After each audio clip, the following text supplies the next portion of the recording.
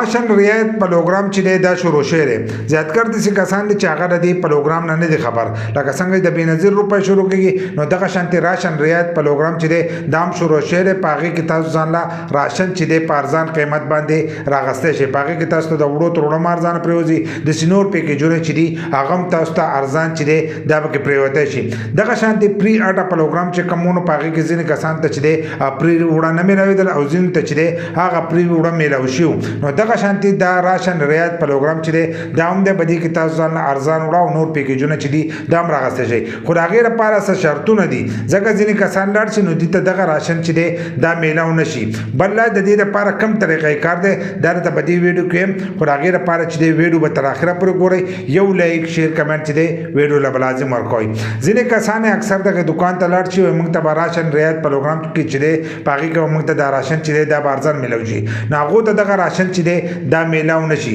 د سره وجنه نه میلاويږي چې موږ اکثر د دې لپاره رجسټریشن نه کړي د دې لپاره به تاسو رجسټریشن کوئ نو دا غي نو ورسته به تاسو ته دا راشن چې دې دا میلاويږي دا غیر پر رجسټریشن دار چې تاسو پر بنظیر دفتر ته ځئ او الته کې بخپل رجسټریشن کوئ نو چې تاسو رجسټریشن وکړئ نو تاسو ته بنظیر روپۍ ملوي دي شي دغه شان دي تاسو ته دا راشن چې دا ملوي دي شي د دنیا نور پروګرامونه چې دي هغه تاسو ته ملوي دي شي خو راشن رعایت پروګرام چې دی هغه کې ځینې دي کسان دي چې هغه ته بنظیر روپۍ نه ملويږي خو کم راشن چې دی هغه دي ته ملويږي هغه کسان ته ملويږي چې کوم کسانو بدی کې رجسټریشن کړی نو هغه کسان ته ملويږي چې کوم کسانو رجسټریشن نه کړي نو هغه کسان ته چې دا راشن نه ملويږي نو پاغي کا کسان دي کله چې موږ رجسټریشن وکړو نو پاغي کې موږ لا الته کې نمبر راکړي لکه کله چې موږ بنظیر دفتر ته لاړ شو نو الته کې چې موږ کله رجسټریشن وکړو نو د تاسو الته کې نمبر درکړي نو دا کم کس نمبر چې د 32 نه پکمه باندې نو هغه کس ته چې دی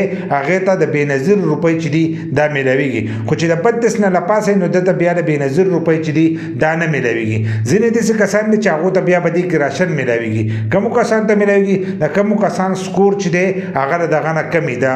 40 نه پکمای نو هغه کسان ته چې دی دا راشن رعایت پروګرام چې دی بدی کې هغه حصہ غسته شي او خپل راشن چې دی دا راغسته شي خو ځینې کسان ته د خپل سکور چې دی د دې پته نه لګي نو د سکور په باره کې چې زمونږ ویډیو پرتره زموږ په فیسبوک پیج کوم پرتره او په یوټیوب چینل کوم پرتره تاسو هلته کې خپل سکور چک کړئ که تاسو سکور د 40 نه پخکته باندې نو تاسو هم به دغه پروګرام کې حصہ غسته شي او دغه راشن چې دی تاسو ته په ارزان قیمت چې دی دا ملويږي خو هر کله چې تاسو ځئ هغه دکان ته نو د هغې نه مخکې به تاسو خپل شناختي کارت چې دی هغې نه به یو کاپي وکاږئ یو نقل به وکاږئ هغه به ځان سره لازم وړئ چې هغه ویسئ نو د هغې نه وروسته به دغه راشن چې دی دا به تاسو ته ملويږي په هغې کې تاسو ته د 3000 روپو وړه چې دی هغه تاسو ته په 2.5 ملويږي د هغې ورسره چې دی نور پیکیج هم تاسو ته ملويږي دا چې په شناختي کارت چې دی دا یو پیکیج او په میاشت کې یو پیره چې دی دغه پیکیج ملويږي نو په هغې کې تاسو ته 1500 روپۍ چې دي به دې کې پاتې کېږي نو د غریب سړي چې دی به دې باندې ډېر غټ کار کېږي خو د هغې لپاره به دغه چل کوئ چې تاسو رجسټریشن چې دی دا لازم کړئ که تاسو رجسټریشن نه کړئ نو بیا دغه